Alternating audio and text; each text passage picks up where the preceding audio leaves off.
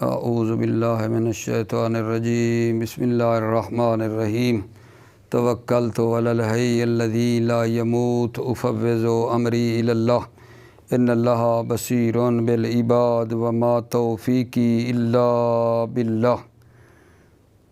بسم اللہ الرحمن الرحیم۔ بے شماری اغجان مبادی و نحو جلد 4 میں موضوع نحو کے بارے میں چل رہی تھی۔ موضوع نحو کے انہوں نے 5 سوال جو ہے نا مطرح کیے تھے، جن میں 4 سوال ہم نے پچھلے درس میں عرض کیے اور آج سے 5واں سوال شروع کرنے لگے ہیں۔ وہ کیا ہے؟ حل توجد قواعد تعرفنا حالت آخر کل کلمت من الکلمات المعربۃ۔ کیا قواعد پائے جاتے ہیں کہ کلمات معربہ کے ہر کلمے کے آخر کی حالت کو پہچاننے کے لیے کیا قواعد پائے جاتے ہیں؟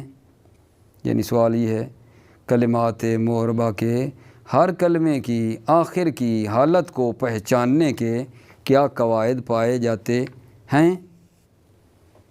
جواب یہ ہے کہ نحویوں نے خصوصی قواعد وضع کیے ہیں۔ کلمات معربہ کے ہر کلمے کی آخر کی حالت کو پہچاننے کے لیے نحویوں نے قواعد وضع کیے ہیں۔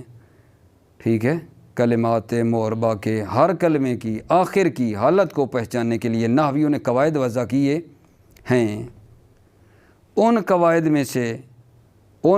میں سے مثلاً ایک یہ ہے کہ ان حالات کو پہچانا جاتا ہے کہ فعل کا آخر جو ہے مرفوع ہوگا، واجب ہے، یا منصوب ہونا یا مجزوم ہونا واجب ہے، اور ان حالات کو بھی پہچانا جاتا ہے، ٹھیک ہے، کہ جن حالات میں اسم کا آخر جو ہے مرفوع ہوتا ہے، منصوب ہوتا ہے یا مجرور ہوتا ہے۔ سوال یہ تھا دوبارہ کہ کلمات معربہ کے ہر کلمے کی آخر کی حالت کو پہچاننے کے کیا قواعد ہیں؟ جی، نحویوں نے کلمات معربہ کے آخر کی حالت کو پہچاننے کے لیے قواعد وضع کی ہیں، اور انہی قواعد میں سے ہے کہ پہچانا جاتا ہے کہ فعل کا آخر جو ہے نا مرفوع یا منصوب یا مجزوم ہوتا ہے، اور جو ہے نا اسم کے آخر میں جو ہے کیا ہوتا ہے؟ مرفوع، منصوب یا مجرور ہوتا ہے۔ انہی قواعد میں سے یہ بھی پہچانا جاتا ہے۔ جی بسم اللہ۔ ان النحویین وضعوا قواعد خصوصیۃ لمعرفت حالت آخر کل کلمۃ من الکلمات المعربۃ۔ ان النحویین وضعوا، نحویوں نے وضع کیے ہیں قواعد خصوصی، کس کے لیے؟ لمعرفت حالت آخر کل کلمۃ من الکلمات المعربہ، کلمات معربہ میں سے ہر کلمے کے آخر کی حالت کو پہچاننے کے لیے نحویوں نے قواعد وضع کیے ہیں۔ وَمِنْ هَذِهِ الْقَوَاعِدِ تُعْرَفُ الْحَالَاتِ الَّتِي يَجِبُ أَنْ يَكُونَ فِيهَا آخِرُ الْفِعْلِ مَرْفُوعًا أَوْ مَنْصُوبًا أَوْ مَجْزُومًا۔ وَمِنْ هَذِهِ الْقَوَاعِدِ، انہی قواعد میں سے ہے حالات کو پہچانا جاتا ہے۔ حالات و نائب فاعل ہے تعرفو کا۔ ان قواعد میں سے حالات کو پہچانا جاتا ہے کہ ان حالات میں فعل کے آخر کو رفع یا نصب یا جزم دینا واجب ہے۔ اور پھر یہ جو اگلا ہے نا والحالات، یہ پچھلے حالاتوں پر عطف ہے۔ من هذه القواعد تعرف الحالات، اور ان قواعد میں سے ان حالات کو بھی پہچانا جاتا ہے کہ جن حالات میں اسم کے آخر میں رفع یا نصب یا جر پڑھنا واجب ہے۔ بہتر ہو گیا جی۔ یعنی یہ ہے کہ اگر مثلا فعل مضارع پر نصب آ جائے تو وہ منصوب ہو جاتا ہے، جزم آ جائے تو فعل مضارع مجزوم ہو جاتا ہے۔ یہاں ایک چھوٹی سی بات عرض کرنا چاہوں گا کہ رفع اور ضمہ میں کیا فرق ہے۔ رفع نہ آتا ہے کلمات جن کا آخر مبنی ہے، کلمات مبنیوں کو ضمہ کہتے ہیں، کلمات مثلا ہے سو مبنی بر ضم ہے، اور رفع جو ہے نا کلمات معربہ میں آتا ہے، ٹھیک ہے۔ فتح مثلا اسی طرح کلمات مبنیہ کو کہتے ہیں، یہ مبنی بر فتح ہے، اور جو کلمات معربہ ہیں وہاں منصوب کہتے ہیں کہ یہ منصوب ہے، اور کلمات مبنیہ پہ کہتے ہیں یہ حالت کسرہ ہے، اور ادھر کہتے ہیں حالت جری ہے، ٹھیک ہے۔ یہ تھوڑا نقطہ یاد کرنے والا ہے، صحیح ہے۔ اس کے ساتھ ساتھ جناب علی جو سوال ہمارا اگلا ہے وہ یہ ہے کہ ایک ٹاپک ہمارا شروع ہو رہا ہے، مواضع رفع الفعل المضارع و نصبہ، یہ ہمارا موضوع ہے، فعل مضارع کو رفع دینے کے موارد اور نصب دینے کے موارد، یا الفاظ تبدیل کریں، فعل مضارع کو رفع دینے کی جگہ اور نصب دینے کی جگہیں، مواضع، مقامات۔ سوال کیا ہے جان؟ متى یرفع الفعل المضارع، فعل مضارع کو کب رفع دی جاتی ہے؟ متى یرفع الفعل المضارع، فعل مضارع کو کب رفع دی جاتی ہے؟ آپ بڑے آسان انداز میں جانتے ہیں، عوامل میں بھی جاننا ہے، ہدایہ میں بھی جاننا ہے کہ فعل مضارع کب مرفوع ہوتا ہے جان؟ فعل مضارع مرفوع ہوتا ہے جب عوامل ناصب اور عوامل جازم سے خالی ہو، اور ہر اس چیز سے بھی خالی ہو جو مضارع کو مبنی ہونے کا موجب بنتی ہے، جیسے نون جمع مؤنث کی ہے، چھٹے بار میں صیغے کی، یا نون تاکید ثقیلہ خفیفہ ہے، اس کی طرف اشارہ ہے، اس سے بھی خالی ہو تو فعل مضارع کیا ہوتا ہے ہمارا؟ مرفوع ہوتا ہے۔ سوال کیا تھا کہ فعل مضارع کب مرفوع ہوتا ہے جی؟ فعل مضارع مرفوع ہوتا ہے جب عوامل ناصب اور عوامل جازم سے خالی ہو، اور ہر اس چیز سے بھی خالی ہو جو فعل مضارع کے مبنی ہونے کا موجب بنتی ہے، جو وہ چیز کیا ہے؟ نون جمع مؤنث کی اور نون ثقیلہ خفیفہ وغیرہ جو ہے اس سے بھی وہ خالی ہو تو فعل مضارع مرفوع ہوتا ہے۔ عامل ناصب آپ جانتے ہیں، آن لان کیزن جو تھے ان سے اوپر مضارع پہ نہ لگا ہوا ہو، جازم لم لما لام عمل لائن نہیں، وہ بھی نہیں لگا ہوا ہے، تو اس وقت فعل مضارع کیا ہوتا ہے؟ مرفوع ہوتا ہے۔ بطور مثال جو انہوں نے دی ہے، ینزل المطر، شاہد مثال ینزل ہے آگا جان، ینزل۔ اب دیکھو ینزل کے پیچھے جو عامل ناصب آپ نے پڑھے ہوئے ہیں آن لان کیزن، ان میں کوئی ہے؟ ینزل کے پیچھے کوئی نہیں، خالی ہے۔ عامل جازم لام لما لام عمل لائے نہیں، ینزل کے پیچھے ہے جی؟ نہیں، کوئی نہیں ہے۔ ینزل کے آگے جو مثلاً نون جمع کا ہے، نون جمع کی چھٹے اور بارہویں صیغے میں، یا ثقیلہ خفیفہ کی کوئی نون لگی ہوئی ہے جو مبنی ہونے کا موجب بنتی ہے؟ نہیں، کوئی نہیں ہے۔ جب یہ ساری شرطیں پائی جا رہی ہیں تو ینزل جو ہے فعل مضارع ہے اور مرفوع ہے، ینزل فعل مضارع ہے اور مرفوع ہے۔ اور دوسری مثال میں میرے عزیزو، یثمر الشجر، یثمر کیا ہے جان؟ فعل مضارع ہے، عامل ناصب اور جازم تھے، یہ بھی خالی ہے، اور وہ چیز جو مضارع کو مبنی ہونے کا موجب بنتی ہے اس سے بھی یہ خالی ہے، ٹھیک ہے نا؟ تو لہذا یثمر جو ہے یہ بھی شاہد مثال ہے، فعل مضارع یہاں مرفوع ہے۔ سوال جی بڑا سادہ ہے، پڑھ لیتے ہیں پھر آگے چلتے ہیں۔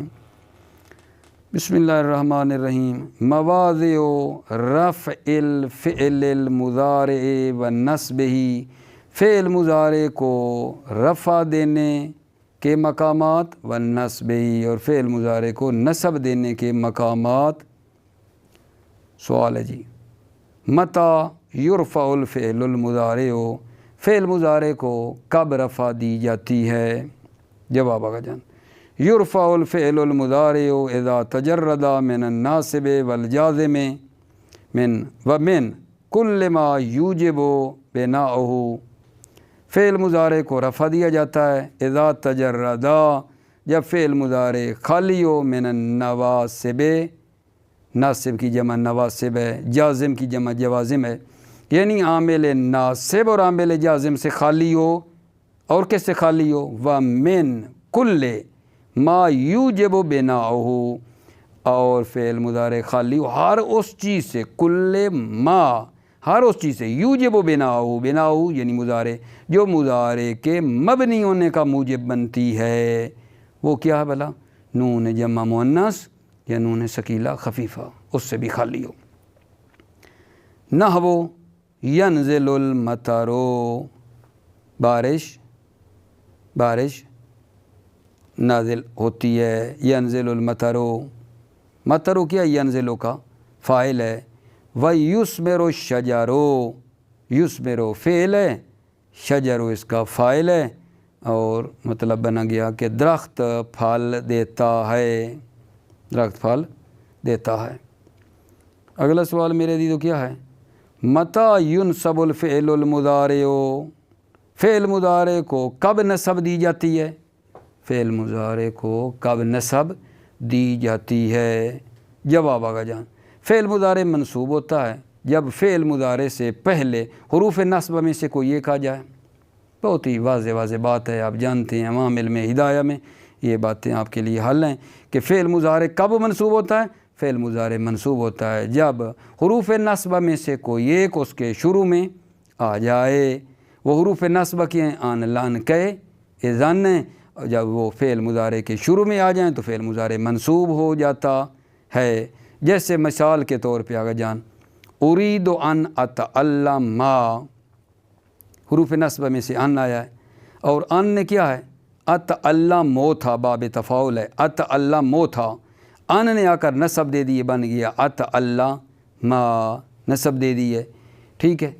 اس کے ساتھ کچھ ان کے مضارع کو نصب دینے کی شرط ہے، وہ میں بیان کرتا ہوں، لیکن مثال اگلی بھی دے دوں، ان، لن، ٹھیک ہے۔ لن دیکھو، لن یجود البخی، بخی لو، یجودو تھا، یجودو تھا، لن آیا تو اس نے کیا کیا؟ نصب دے دیے، لن یجودا، لن یجود البخی لو۔ اذن ہے، ان لن کا اذن، ٹھیک ہے۔ اذن دیکھو، اذن تبلغو تھا، پہلے تبلغو تھا مضارع، اذن نے آ کر نصب دی، بن گیا اذن تبلغ القصدا، ٹھیک ہے۔ کئے کی مثال بعد میں آ رہی ہے، ٹھیک ہے۔ ادرس کئے تحفظا، تحفظو تھا۔ تو مطلب یہ ہے کہ حروف نصب جب آتے ہیں تو فعل مضارع کو نصب دیتے ہیں، حروف نصب جب مضارع کے شروع میں آ جاتے ہیں، ٹھیک ہے۔ یہاں فائدہ میں ایک بات ہے ان کے حوالے سے، اگر جان ان کے حوالے سے ایک نقطہ ہے، وہ یہ ہے کہ آننا، ان جب فعل یقین کے بعد واقع ہو ان، تو وہ ان فعل مضارع کو نصب نہیں دیتا۔ فعل یقین، جو وہ فعل جو یقین پر دلالت کرتا ہے، جب اس کے بعد ان نہ جائے نا تو وہ ان فعل مضارع کو نصب نہیں دیتا ہے، بلکہ جی پھر وہ کیا ہوگا؟ ان، پھر وہ ان کیا ہوگا؟ فرماتے ہیں وہ ان ثقیلہ سے خفیفہ ہوتا ہے۔ کیا مطلب میرے عزیزو؟ وہ جو حروف مشبہ بالفعل والا ہے نا، ثقیلہ، انا، انا، تو وہ انا سے ہو جاتا ہے ان، یعنی حروف مشبہ بالفعل والا جو پڑھتے ہیں وہ انا تھا تو ہو گیا ہے ان، وہ ہوتا ہے۔ جب ثقیلہ سے خفیفہ ہوگا تو وہ ان مطلب ہے، کیا مطلب ہے؟ فعل مضارع کو پھر نصب بھی نہیں دے گا۔ ان کے بعد جو فعل مضارع آئے گا پھر وہ مرفوع ہوگا، رفع بھی اس کا ہوگا، اور نصب یہ ان نہیں دے گا، ٹھیک ہے۔ لیکن اگر یہ ان فعل یقین کے علاوہ، یعنی وہ فعل جو یقین پر دلالت نہیں کرتا، اس کے بعد واقع ہو تو یہ ان نصب ہوتا ہے، ان نصب ہوتا ہے، یہی جو نصب دینے والا ہے، اور کیا کرتا ہے؟ ان بعد والے کو، جو ان کے بعد آیا ہے فعل، اس کو مصدر بنا دیتا ہے، اور مصدر کی تعویل میں لے جا کر یہ مفعول بن جاتا ہے پہلے والے فعل کا، پہلے والے فعل کا، ٹھیک ہے۔ اس ان کے سلسلے میں آگا جان جو نقطہ ہے وہ عرض کی ایک مرتبہ پھر سنیں نا، کہ ان فعل مضارع کو نصب نہیں دیتا، کب؟ جب فعل یقین کے بعد واقع ہو تو ان فعل مضارع کو نصب نہیں دیتا، بلکہ اس وقت ثقیلہ سے خفیفہ ہوتا ہے، ٹھیک ہے۔ لیکن اگر ان فعل یقین کے علاوہ، یعنی کوئی اور فعل ہو جو یقین پر دلالت نہیں کرتا، اس کے بعد آنا جائے تو وہ فعل مضارع کو نصب دیتا ہے، اور پھر وہ اس کو مضارع کو مصدر کی تحویل میں لے جا کر جو اس سے پہلے والا فعل ہے اس کے لیے مفعول اس کو بنا دیتا ہے۔ ٹھیک ہے، دونوں کی جو مثالیں ہیں اندر سے انشاءاللہ میں آپ کی خدمت میں پیش کرتا ہوں۔ توجہ،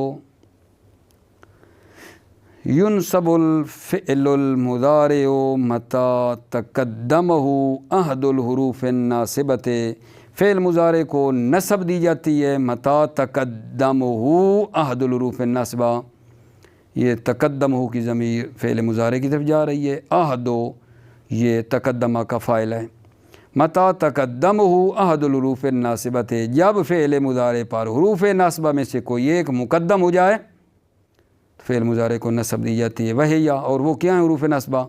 ان ہے، نحو ارید ان اتعلم ما، میں ارادہ کرتا ہوں کہ تعلیم حاصل کروں، تو ان نے کیا کیا گا جان؟ اتعلم مو تھا، ان نے نصب دی بن گیا ان اتعلم ما، باب تفاعل ہے۔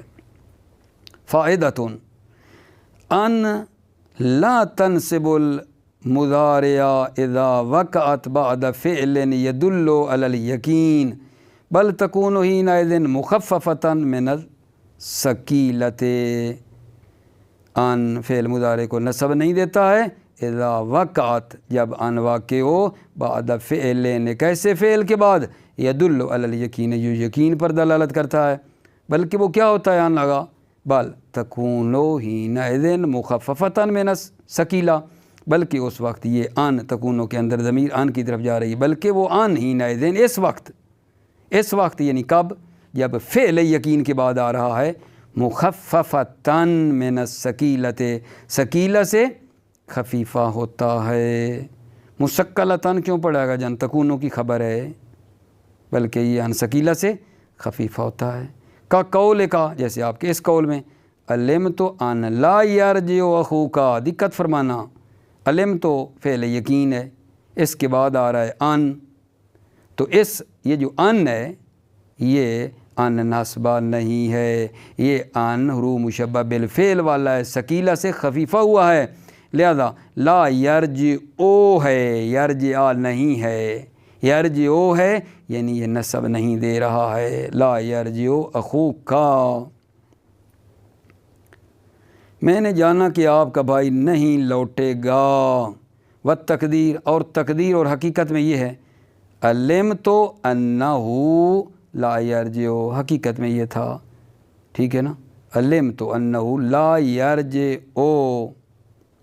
فخففت انہ، پس انہ کو تخفیف کیا گیا، خففت انہ، وحذف اسمہا، اور انہ کے اسم کو حذف کیا گیا، انہ کی بھی تخفیف ہو گئی اور اس کا اسم بھی حذف ہو گیا، بچ گیا صرف ان۔ اصل میں یہ تھا علمت انہ لا یرجع، توجہ فرما رہے ہیں۔ اما اذا وقعت بعد غیر ذالک من الافعال، اما جب ان واقع ہو بعد غیر ذالک من الافعال، ذالک یعنی یقین، افعال یقین کے علاوہ واقع ہو، اذا وقعت ان بعد، جب ان واقع ہو افعال یقین کے علاوہ، فتکون ناصبتان، تو یہ ان کیا ہوگا؟ ناصبہ ہوگا، وتؤول مع صلتها بمصدر، وتؤول مع صلتها، اور یہ ان جو ہے مع صلتها اپنے صلہ کے ساتھ کس میں ہو جائے گا؟ بمصدر، مصدر کی تعویل میں ہو جائے گا، تو اول یعنی لوٹ جاتا ہے، ان صلہ کے ساتھ مصدر کی تعویل میں ہو جاتا ہے، جب مصدر ہو جائے گی یکون معمولا لعامل قبلہا، اور وہ جو مصدر ہوگی وہ معمول ہوگی لعامل قبلہا، اپنے پہلے والے عامل کے لیے، کما فی قول کا، جیسا آپ کے اس قول میں ہے، ارید ان اتعلم، میں ارادہ کرتا ہوں کہ تعلیم حاصل کروں، یہاں توجہ فرمانا گا جان، فان ان وما بعدہا، اور ان کا جو ما بعد ہے یعنی اتعلم، ان اور ان کا ما بعد جو اتعلم ہے یہ کیا ہوگا؟ فی تعویل مصدر، مصدر کی تعویل میں ہے، منصوب، اور منصوب ہے علی کونہ مفعولا بہ، بنا بر اس کے کہ یہ جو مصدر ہے یہ مفعول بہ ہی ہے، کس کی؟ لے ارید، لے اریدو، اریدو کا یہ مفعول بے ہی ہے، و تقدیر تقدیر یہ ہے ارید التعلم ما، یہ مفعول ہے اریدو کا، ٹھیک ہے۔ یہی آخری پیرا میں ایک مرتبہ پھر کر رہا ہوں، ممکن ہے کسی کے لیے حل نہ ہو۔ اما اذا وقت بعد غیر ذالک من الافعال، اما جب یہ ان وقت کے اندر ضمیر ان، جب ان واقع ہو، بعد غیر ذالک، ذالک یقین، من الافعال افعال یقین کے علاوہ کے بعد واقع ہو، یعنی جو یقین والے نہیں ہیں افعال یقین، ان کے علاوہ کوئی اور فعل اس کے بعد واقع ہو، فتکون ناصبتان، تو یہ ان ہوگا ناصبہ۔ وتؤول مع صلتها بمصدر، وتؤول اور لوٹ جائے گا اپنے صلہ کے ساتھ مصدر کی تعویل میں، یکون معمولا لعامل قبلہ، اور وہ مصدر معمول ہوگی اپنے پہلے والے عامل کے لیے، کما فی قول کا، جیسا کہ آپ کے اس قول میں مثال سے سمجھا رہے ہیں۔ ارید ان اتعلم، تو اس میں کیا ہے فان، وما بعد، اور ان کا ما بعد جو اتعلم ہے، فی تعویل مصدر، مصدر کی تعویل میں ہے، منصوب اور منصوب ہے اللہ کو نہیں مفعولا بہ، اس بنا پر کہ یہ مصدر مفعول بہ ہی ہے، لے اریدو، اریدو کی و تقدیر ارید التعلم، میں ارادہ کرتا ہوں کہ تعلیم حاصل کروں، ٹھیک ہوا میرا آغا جان۔ اگلا آغا جان ہے لن، لن کیا کرتا ہے؟ نفی ابدی کر دیتا ہے اور فعل مضارع کو نصب دیتا ہے۔ ہم وہ پڑھ رہے تھے نا، وہ حروف جو فعل مضارع کو نصب دیتے ہیں، ان آیا پہلا، اور ان کے بعد فائدہ کے اندر اس ان کے بارے میں تھا کہ کون سا ان فعل مضارع کو نصب دیتا ہے، ٹھیک ہے۔ اب اس کے بعد لن تھا، نحو لن یجود البخیل، لو بخیل ہرگز سخاوت نہیں کرے گا، اور تیسرا اذن ہے جی، نحو اذن تبلغ القصدا، قصدو تھا نا، معذرت تبلغو تھا، تبلغو، یہ ہمارا مل شاہد ہے، تب لوگو، تو اذن نے آ کر نصب دی بن گیا تبلغا، اذن تبلغ القصدا، نتیجہ میں آپ اپنے قصد تک، اپنے مقصد تک پہنچ جائیں گے، آپ اپنے مقصد تک پہنچ جائیں گے۔ یہ اذن کس کے جواب میں آ رہا ہے آگا جان؟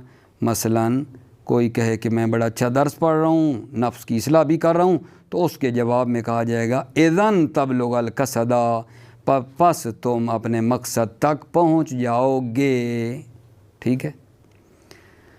فائداتن، اسی اذن کا آگے کیا آگا جان؟ فائدہ ہے۔ اذن جو ہے نا، یہ فعل مضارع کو نصب نہیں دیتا، مگر اس اذن کے فعل مضارع کو نصب دینے کی 3 شرطیں ہیں۔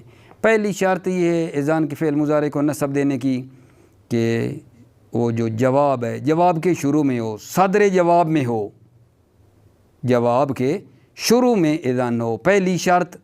دوسری شرط یہ ہے کہ ان فعل کے ساتھ متصل ہو، فعل جس کے اوپر اذن ہے، اور اذن میں فاصلہ نہیں ہونا چاہیے، متصل ہو۔ اور تیسری شرط یہ ہے کہ وہ فعل مستقبل ہو۔ 3 شرطیں ہوں نا تو اذن فعل مضارع کو نصب دیتا ہے، ورنہ نہیں دیتا۔ سوال آگا جان، اذن فعل مضارع کو کب نصب دیتا ہے جی؟ اذن فعل مضارع کو نصب دیتا ہے 3 شرطوں کے ساتھ۔ پہلی شرط صدر جواب میں ہو، دوسری شرط ان اور فعل کے جو ہے متصل ہوں، اور تیسری شرط یہ ہے کہ وہ فعل مستقبل ہو۔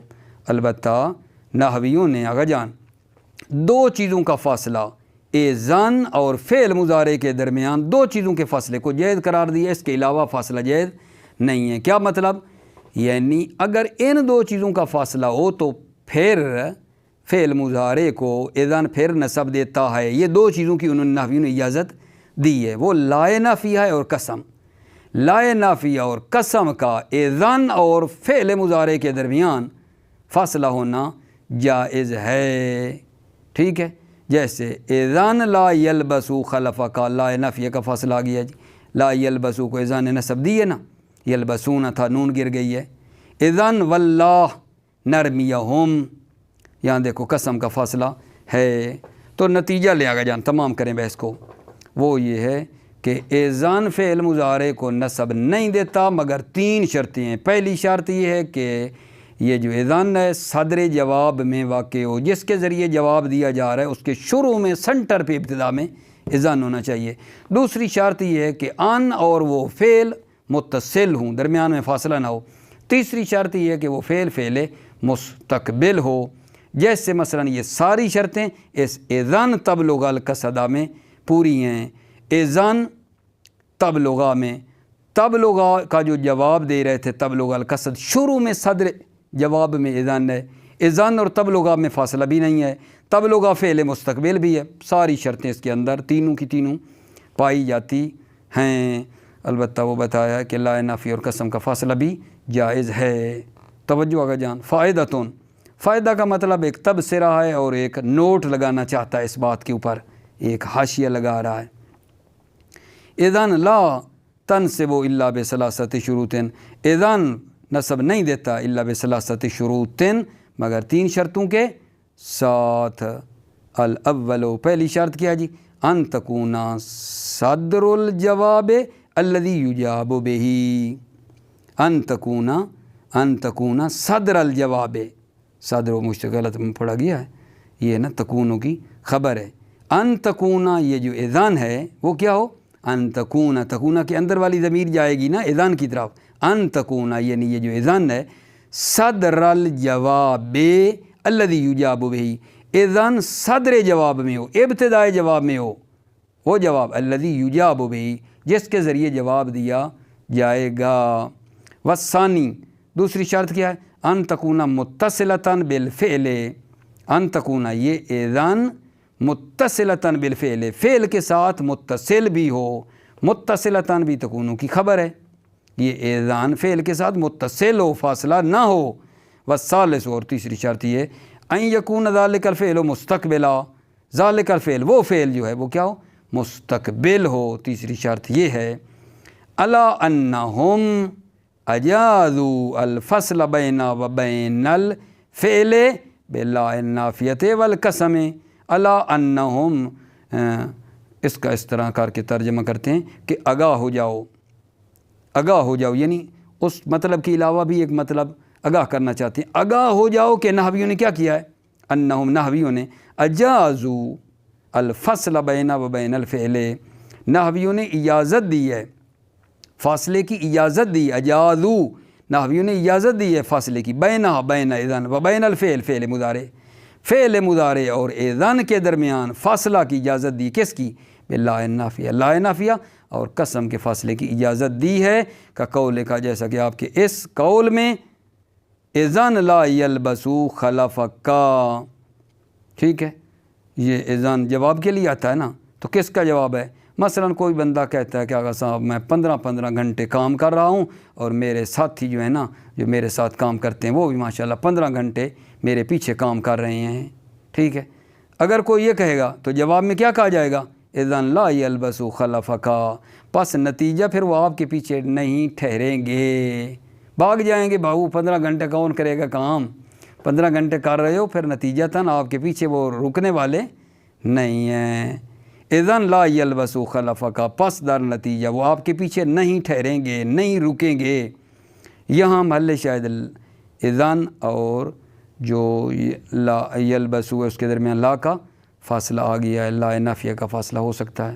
وقع قول شاعر، جیسا کہ شاعر کا قول ہے اذن واللہ نرمیہم بحربہم، نرمیہ کو نصب کس نے دی؟ اذن نے۔ اذن اور نرمیہ میں واللہ کا فاصلہ، قسم کا فاصلہ جائز ہے۔ اذن واللہ نرمیہم بحربہم، اذن در نتیجہ اللہ کی قسم ہم ان کو کیا کریں گے آقا جان؟ ہم ان کو جنگ میں ڈال دیں گے، اللہ کی قسم ہم ان کو جنگ میں ڈال دیں گے، ٹھیک ہے آقا جان۔ اس کے بعد کئے اور لے کئے ہے، چوتھا اس کا پورا کر لیں پھر آگے نئی باتیں شروع ہیں۔ کئے اور لے کئے، نہ وہ ادرس کئے تافضا، تافضو تھا، کئے نے کیا دی آقا جان؟ نصب دی، ادرس درس پڑھو تاکہ حفظ ہو جائے، اور لے کئے تافضا تاکہ حفظ ہو جائے، درس ادرس درس پڑھو، کئے تافضا تا ان کے حفظ ہو جائے۔ موفق رہیں، مؤید رہیں میرے عزیزو، سلامتی ہو آپ کی۔ السلام علیکم ورحمۃ اللہ وبرکاتہ۔